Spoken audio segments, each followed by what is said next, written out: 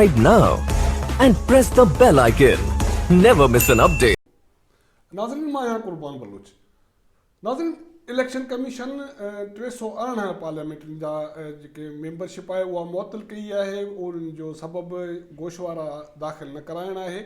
ही हर साल इहा प्रैक्टिस हले थी। 2002 में इहो कानून नाफ़िज़ थियो जंहिंमें इहो ज़रूरी कयो वियो त जेके बि पार्लियामेंट आहिनि उहे हर साल 31 दिसंबर ते पंहिंजे असासनि जा गोशवारा जमो कराईंदा ऐं उन खां पोइ बि उन्हनि खे 15 ॾींहंनि जो वक़्तु हूंदो त हू जेकॾहिं न कराए सघे त पोइ उनखे उहो माना 15 जनवरी ताईं उनखे गोशवारा कराइण जो टाइम हूंदो। जेकॾहिं 15 जनवरी ताईं जेको बि गोशवारा जमो न कराईंदो त उनजी जेका मेंबरशिप आहे उहा मुअतल कई वेंदी। इहो ई सिलसिलो 2002 खां जारी आहे। कल्ह बि इलेक्शन कमीशन हिकिड़ो नोटिफिकेशन जारी कयो ऐं उहो हिकिड़ो न पर मुंहिंजे ख़्याल मां इहो चवंदुसि त क़ौमी असेंबली सेनेट 4 सूबाई असेंबलियुनि जे हवाले सां अलॻि अलॻि नोटिफिकेशन जारी करे 318 मेंबर जेका आहे पार्लियामेंटनि जी मेंबरशिप मुअतल कई वई। उन में वफ़ाक़ी वज़ीर बि शामिल आहिनि, उन में सूबाई वज़ीर बि शामिल आहिनि। हाणे ॾिसणो इहो आहे त हिन सॼी प्रैक्टिस जो जेको 2002 खां जारी आहे उनखे तक़रीबन हाणे 18 साल थिया। उनजो फ़ाइदो क़ौम खे छा थो मिले? थिए ईअं थो त जॾहिं जेके बि पार्लियामेंटरी गोशवारा 31 ते जमो न आहिनि कराईंदा 15 जनवरी ते उन्हनि जी मेंबरशिप आहे उहा मुअतल कई वेंदी आहे। उन खां पोइ जेको बि मेंबर गोशवारा जमो कराईंदो आहे त सेम डे ते साॻे ॾींहं ते उनजी जेका मेंबरशिप आहे उहा बहाल कई वेंदी आहे। हाणे मेंबरशिप मुअतल करण जी सूरत में उन पार्लियामेंटनि लाइ रस्ता कहिड़ा आहिनि या हू छा नथो करे सघे, उन हवाले सां कानून इहो आहे त जेको मेंबरशिप जंहिंजी मेंबरशिप मुअतल थींदी उहो पार्लियामेंट जी कार्रवाई में शिरकत नथो करे या सूबाई असेंबलियुनि जी कार्रवाई में शिरकत नथो करे सघे। हू स्टैंडिंग कमेटियुनि जी मीटिंग्स में शिरकत नथो करे सघे। हू वफ़ाक़ी वज़ीर तौरु शिरकत माना फंक्शन करे सघे थो या नथो करे सघे। इन हवाले सां कानून में अञा बि इबहाम मौजूदु आहे ऐं माना वेग आहे कानून।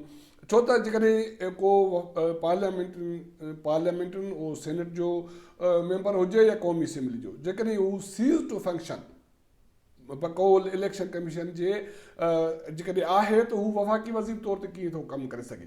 पर इहो सिलसिलो जारी आहे ऐं हर भेरे इहे प्रैक्टिस थिए थी ऐं मेंबरशिप वरी बहाल थिए थी ऐं सभु को पंहिंजे घर हलियो वञे थो। ज़ाहिर आहे इन ते टाइम बि लॻे थो। इलेक्शन कमीशन जी जेका स्टाफ आहे उहो उन जी सीड़प थिए थी, पैसे जो सीड़प थिए थो, कागज़ जी जेका आहे उहा सीड़प थिए थी, पर उनजो मिले कुझु कोन थो। छो त का बि कानून इन हवाले सां को ॾंड चटी कोन्हे। जेकॾहिं तव्हां 31 दिसंबर ताईं जेकॾहिं नथा करायो गोशवारा जमो त माना तव्हां सीज़ टू फंक्शन त हूंदो, माना तव्हां पार्लियामेंट जी कार्रवाई में शिरकत नथा करे सघो, स्टैंडिंग कमेटी जी मीटिंग में शिरकत नथा करे सघो। पर जीअं तव्हां उहे गोशवारा दाख़िल कराईंदो तव्हांजी मेंबरशिप बहाल थी वेंदी ऐं इलेक्शन कमीशन तरफ़ां नोटिफिकेशन जारी थी वेंदो। हाणे इन प्रैक्टिस छो त जेकॾहिं वफ़ाक़ी अॼु बि जेके कल्ह बि इलेक्शन कमीशन जेके नोटिफिकेशन जारी कया उन में बि तक़रीबन जेके आहिनि 318 जेके पार्लियामेंटनि उनजी जेका मेंबरशिप मुअतल कई वई आहे।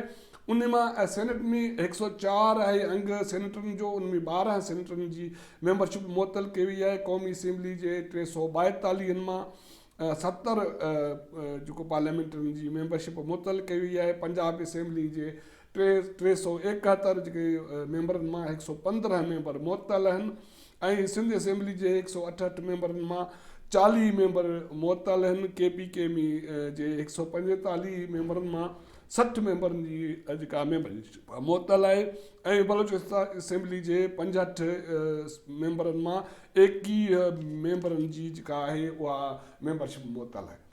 हाणे क़ौमी असेंबली में जेके मेंबरशिप मुअतल थी आहे मेंबरनि जी, उन में वफ़ाक़ी वज़ीर शामिल आहिनि। उन में वफ़ाक़ी वज़ीर नूर अल क़ादरी शामिल आहे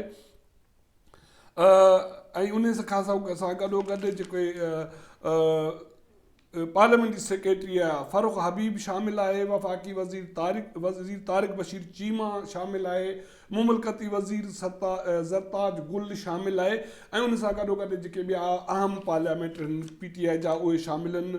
उन में अॻूणो वफ़ाक़ी वज़ीर आमिर महमूद कियानी शामिल आहे, फवाद चौधरी शामिल आहे, सनाउल्लाह मस्ती खेल शामिल आहे, ऐं अहिड़े नमूने सां जेके औरत पार्लियामेंट में आहे, नुज़रत पठान शामिलु आहे, नुसरत वाहिद शामिलु आहे, लियाकत आमिर शामिलु आहे। इहो सिलसिलो न खोटंदड़ आहे। पीपल्स पार्टी मां बि आम माण्हुनि जी मेंबरशिप मुअतल कई वई आहे। उन में अॻूणो वज़ीर आज़म राजा परवेज़ अशरफ शामिलु आहे, ऐं साईं ख़ुर्शीद अहमद जून जो शामिलु आहे, सरदार मोहम्मद ख़ान महर शामिलु आहे, अब्दुल कादिर पटेल शामिलु आहे, ऐं एहसान रहमान मज़ारी शामिलु आहे। हाणे छो नथी इलेक्शन कमीशन खे अहमियत मिले गोशवारा जमा कराइण जे हवाले सां? छो त कानून त आहे, पर उन कानून में का जज़ा सज़ा न आहे। तंहिं करे उनखे बि हिन मुल्क में जीअं कानून खे सम्झियो वञे थो त छा थींदो, मेंबरशिप मुअतल थींदी, 2 ॾींहंनि खां पोइ गोशवारा जमा कराईंदासीं, उन खां पोइ वरी बहाल थी वेंदासीं, थींदो छा? हाणे अॼु इन जे हवाले सां हिकिड़ो तमाशो थियो। तमाशो न बि चवे पर गैर ज़िम्मेवारी थी, हिकिड़ी कानून जी भनकड़ी थी त जेके इलेक्शन कमीशन जे नुमाइंदनि जा पार्लियामेंटनि जा जेके मेंबरशिप मुअतल कई आहे, उन में वफ़ाक़ी वज़ीर फ़ारूक नज़ीम शामिलु आहे जेको सेनेट जो मेंबर आहे, ऐं रुखसाना ज़ुबैरी सिंध मां शामिलु आहे, ऐं उनजो ॿिन्ही जो तालुक़ु सिंध सां आहे, हासिल बिज़न जो शामिलु आहे। मेंबरशिप मुस्लिम लीग नून जे सेनेटर साबिर शाह जी बि मुअतल कई वई, पर अॼु साबिर शाह सेनेट जे इजलास में अची वेठो ऐं हुन न वक़्तु वेठो, पर हुन हिकिड़ी डिघी तकरीर बि कई। सेनेट जे जेको पैनल चेयरमैन आहे या उनजी प्रेसिडेंटिंग ऑफिसर आहे, उनजी निशानदेही बि कई मुज़फ़र अली शाह त तव्हांजी मेंबरशिप मुअतल आहे, तव्हां हिते डिघी तकरीर नथा करे सघो, तव्हां तकरीर ई नथा करे सघो, पर इहो उनखे न चयो त तव्हांजी मेंबरशिप मुअतल आहे, तव्हां पार्लियामेंट मां ॿाहिरि निकिरी हलिया वञो। हुन सिर्फ़ु उनखे इहा हिदायत कई त तव्हां मुख़्तसिर तकरीर कयो। हुन मुख़्तसिर तकरीर कई, उन जे बावजूदि उन खां पोइ हू पार्लियामेंट में माना सेनेट जे ऐवान में वेठो रहियो। इहा आहे असांजी कानून जी सूरत हाल। जेकॾहिं कानून जी सूरत हाल इहा आहे त पोइ अहिड़े कानून जी ज़रूरत छो आहे? वॾो सुवालु इहो आहे त जेकॾहिं कानून जिन ते अमलदार अमल नथो थिए, उन में जज़ा सज़ा न आहे, त उन ते वक़्तु सीड़ाइणु, उन ते पैसो सीड़ाइणु, उन जी हवाले सां उन जी ज़रूरत मुंहिंजे ख़्याल में का बि न हुजणु घुरिजे। हाणे माना थियण ते इहो घुरिजे त कोई सज़ा जज़ा सज़ा हुजे। जेकॾहिं उहो नथो थिए त पोइ उनखे कानून खे ख़तमु थियणु घुरिजे। उनखे हिन कानून खे 18 साल थिया, 2002 खां वठी 2020 में हलूं पिया, पर कानून आहे। उनजी अमल दरामद जी सूरत हाल जेका मां तव्हांखे आगाह कयो। बलोचिस्तान असेंबली मां बि मां तव्हांखे ॿुधाए चुको आहियां त अहम जेके आहिनि मेंबर, उनजी मेंबरशिप मुअतल कई वई आहे। उन में PTI जो अहम सीनियर अॻवान ऐं सूबाई सरदार यार मोहम्मद रिंद शामिलु आहे, सरदार सनाउल्ला ज़हरी शामिलु आहे, ऐं क़ौम परस्त अॻवान या नेशनल BNP जो जेको अॻवान आहे, अहम अॻवान आहे, सनाउल्ला बलोच शामिलु आहे। सूरत हाल मुख़्तलिफ़ सिंध जी बि कोन्हे। सिंध असेंबली बि जा मेंबर बि ओतिरा ई ज़िम्मेवार आहिनि जेतिरा ॿिया हेतिरे पार्लियामेंट ज़िम्मेवार आहिनि कानून जे हवाले सां। छो त मां पहिरियों बि ज़िक्र करे चुको आहियां त जॾहिं कानून जज़ा सज़ा न हुजे, उनजी अमल दरामद ईअं हुजे, सिर्फ़ु हिकिड़ी खाना पूरी हुजे, त उन में छा थो थी सघे। सिंध असेंबली जे 168 मेंबरनि मां 40 मेंबरनि गोशवारा जमो न कराए। उनमें सूबाई वज़ीर सईद गनी बि शामिलु आहे, ऐं उन सां गॾोगॾु जेके अहम अॻवान आहिनि जेके PTI पीपल्स पार्टी जा, उन्हनि जेके जमो न आहिनि कराया। उन में ख़ान मोहम्मद ॾाहिरी आहे, मंज़ूर वसाण आहे, इकरामुल्ला आहे, शहरयार ख़ान शर आहे, बुरहान चांडियो, सरदार चांडियो, गंवर अली इसरान, ऐं मोहम्मद असलम अबड़ो, अब्दुल रऊफ़ खोसो, सरदार ग़ुलाम आबिद, सुहेल अनवर सियाल बि शामिलु आहे, हिज़बुल्ला ॿुघियो, ऐं सरदार नादर अली मक़सीब शामिलु आहे।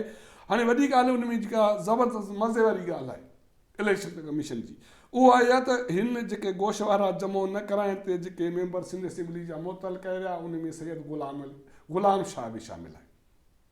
सैयद ग़ुलाम शाह जंहिंजो तालुक़ु जोही तालुक़े सां हुयो, ऐं उतां हू सूबाई असेंबली जो मेंबर हो। उनजी फ़ौतगी थी आहे, तक़रीबन 66 महीना थिया उनजी फ़ौतगी थी। उते ज़िमनी चूंड थी, उनजो पुटु कामयाबु थी असेंबली में आयो। हाणे हू सूबाई वज़ीर आला जो शायदि कोई सलाहकार वग़ैरह बि आहे, माना उहिदो रखे थो, पर इलेक्शन कमीशन वटि सैयद ग़ुलाम शाह अञा जीअरो आहे, ऐं हू हुनजी मेंबरशिप मुअतल कई वई आहे।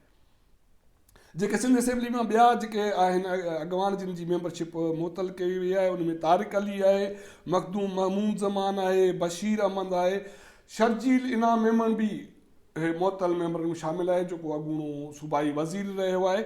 त हाणे असां पाण ॻाल्हि कंदासीं त हा सिर्फ़ु ॻाल्हि रहिजी वई त इन मुअतल मेंबरनि में शहला रज़ा बि शामिलु आहे, जेका अॻूणी न पर सिंध असेंबली अॻूणी सिंध असेंबली जी डिप्टी स्पीकर बि रही आहे। हाणे सूरत हाल जॾहिं इते हुजे त कानून जा रखवाला, कानून ते अमल दरामद करणु, कानून साज़ी कंदड़ जी अहिड़ी ज़िमेवारी हुजे त बाक़ी अवाम जो छा थींदो। ऐं न फ़क़ति उन जी ज़िमेवारी जो सुवालु आहे, पर ज़िमेवारी उन इदारे जी, आइनी इदारे जी बि आहे। इलेक्शन कमीशन ऑफ पाकिस्तान जंहिं वटि 6-8 महीननि खां पोइ बि इहा अपडेट न आहे त कहिड़ी ऐवान में कहिड़ो मेंबर फोत थी वियो, कहिड़ो जीअरो आहे।